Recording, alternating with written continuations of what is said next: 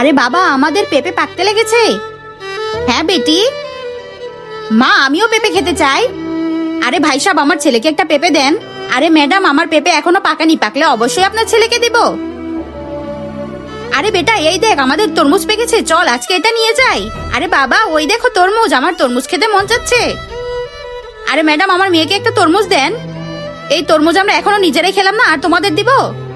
আপনিও তো পেঁপে দেওয়ার জন্য বলেছিলেন। দিতে হবে না তোদের পেঁপে, যা ভাগ। বাদ দে বেটা, লোক এইভাবেই বদলে যায়। আপনার আঙ্গুলটা কি সত্যি পচে যাবে আমার এই পবিত্র কোরআনকে? একটা লাইক, একটা কমেন্ট আর একটা শেয়ার করলে কমেন্টে বলেন আমি ব্যাগ দিয়ে আস। আরে বেটা, আমাদের আরেক তরমুজ কোথায় গেল? বাদ দে বেটি, আমি বাজারে গেলে তোর জন্য আরেকটা তরমুজ নিয়ে আসবো।